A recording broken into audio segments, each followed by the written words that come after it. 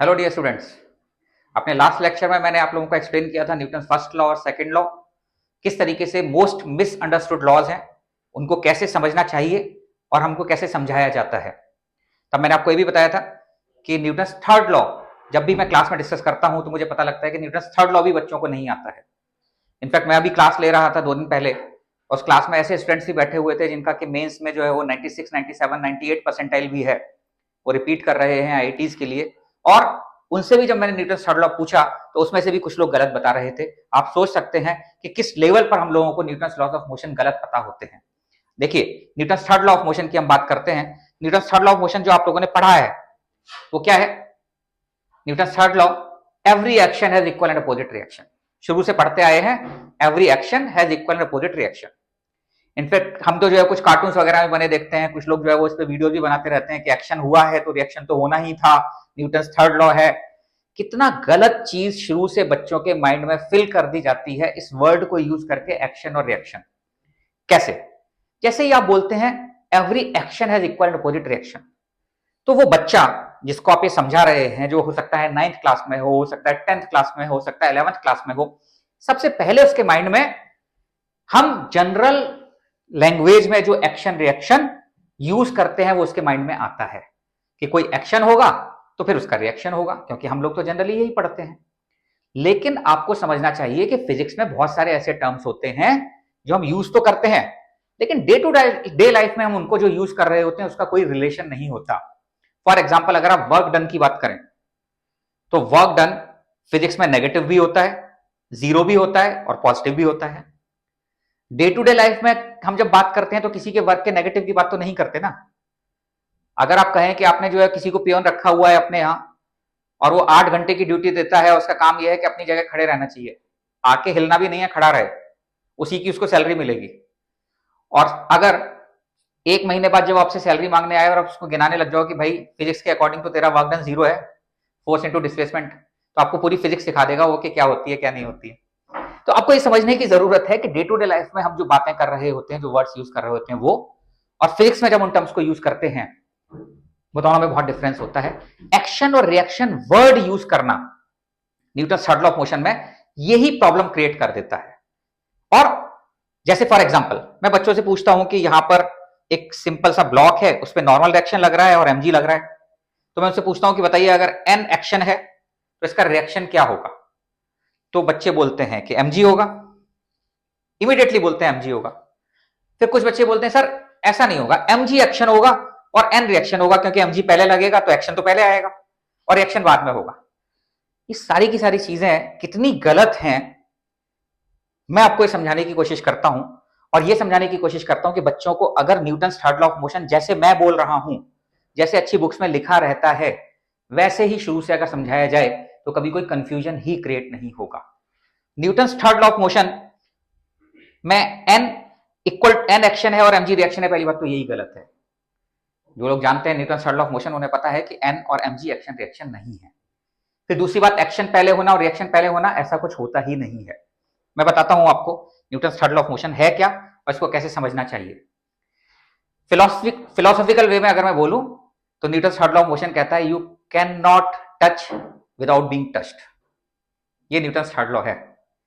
If there are two interacting objects A and B, if there are two interacting objects A and B, then force on A due to B को अगर मैं FAB लिखूं, this is force on A due to B, और force on B due to A को अगर मैं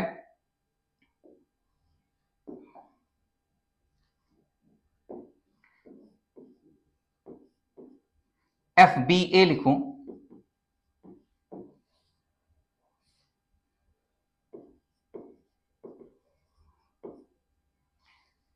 तो Newton third law बोलता है कि FAB is equal to minus FBA। केवल आप अगर इतना बोल दें तो इसमें पूरा का पूरा Newton third law of motion cover हो जाता है। If there are two interacting objects A and B, then FAB equal to minus FBA। देखिए, पहली बात, आपको ये दिखाई दे रहा है कि अगर आप दो वेक्टर्स को रिलेट कर रहे हैं तो पहली चीज ये ध्यान रखनी है कि दोनों सेम टाइप के होने चाहिए। सेम टाइप का होने का मतलब क्या है? अगर F A B gravitational force है तो बी ए ग्रेविटेशनल फोर्स होना चाहिए। अगर एक्शन जो है वो स्प्रिंग फोर्स है तो रिएक्शन भी स्प्रिंग फोर्स होना चाहिए। अगर एक्शन स्प्रिंग का टेंशन फोर्स है तो रिएक्शन भी टेंशन फोर्स होना चाहिए। अगर एक्शन जो है वो ग्रेविटेशनल फोर्स है तो रिएक्शन भी ग्रेविटेशनल फोर्स होना चाहिए। तो सबसे पहली गलती तो आप ये करते हैं कि यहां पर नॉर्मल रिएक्शन कॉन्टेक्ट फोर्स है और mg फील्ड फोर्स है, और आप इन दोनों को रिलेट कर रहे होते हैं और एक को एक्शन दूसरे को रिएक्शन बोल रहे होते हैं। अगर नॉर्मल एक्शन है तो रिएक्शन भी नॉर्मल होगा, अगर नॉर्मल एक्शन ग्रेविटी है तो रिएक्शन भी ग्रेविटेशनल फोर्स ही होगा। पहली गलती, first mistake. Second, same type के होने चाहिए। सेकंड, एफ ए बी ये ए पर लग रहा है, एफ बी ए ये बी पर लग रहा है, यानी एक्शन रिएक्शन कभी सेम ऑब्जेक्ट पर नहीं लगते। Action reaction always act on different object.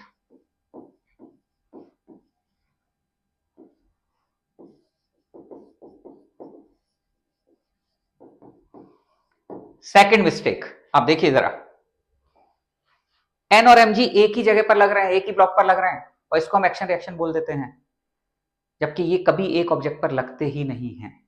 तो अगर आप ये बोलते हैं कि एक्शन रिएक्शन कैसे देखना चाहिए, तो सबसे पहले आपको अगर बोला गया एन अगर एक्शन है, तो आप ध्यान से सुनिए, मैं बता रहा हूं कि कैसे आपका गलत नहीं होगा कभी भी।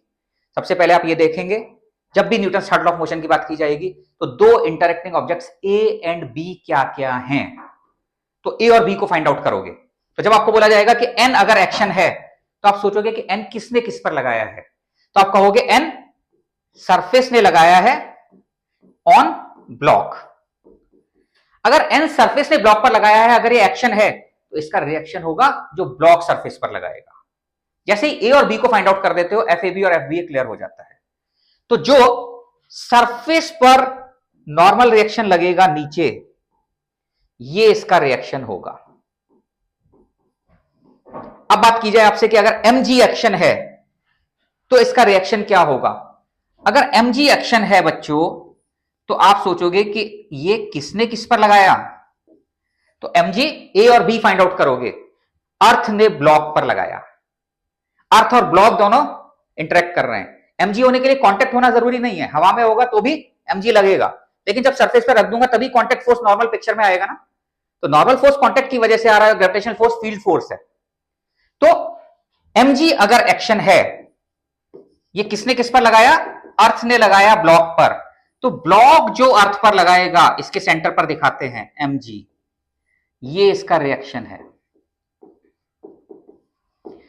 तो हम जब शुरू से बोलते ही एक्शन रिएक्शन वर्ड को है गलत, तो उसके दिमाग में, और एक चीज ध्यान रखिए, फर्स्ट लॉ ने ये डिफाइन किया कि कहां पर सेकंड लॉ एप्लीकेबल होगा। फर्स्ट लॉ ने इनर्शिया डिफाइन किया, सेकंड लॉ ने ये डिफाइन किया कि किस तरीके से फोर्स और एक्सेलरेशन इंटर रिलेटेड है, और थर्ड लॉ ने ये डिफाइन किया कि यूनिवर्स में फोर्स ओरिजिनेट कैसे होता है। यूनिवर्स में फोर्स हमेशा कपल की फॉर्म में ओरिजिनेट होता है। एक्शन और रिएक्शन में कुछ नहीं होता कि पहले एक्शन आएगा फिर रिएक्शन आएगा, दोनों एक साथ यूनिवर्स में ओरिजिनेट होते हैं। तो ये चीज ध्यान रखना है कि अगर एक्शन ये है तो रिएक्शन ये है, और एक्शन ये है तो रिएक्शन ये है। मतलब एफ ए बी और एफ बी ए में आप किसी को भी एक्शन रिएक्शन बोल सकते हैं।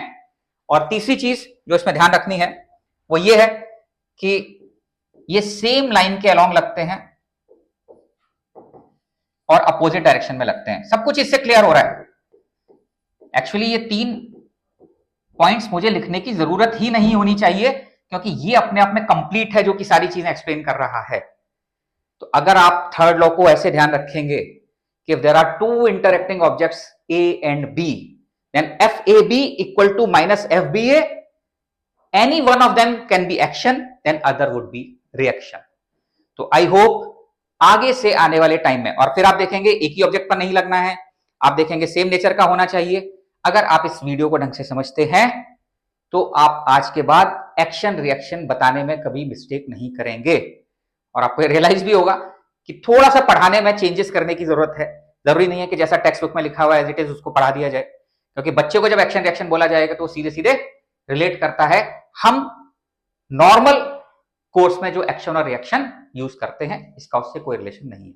आई होप आपने एंजॉय किया होगा वीडियो को। Thank you very much.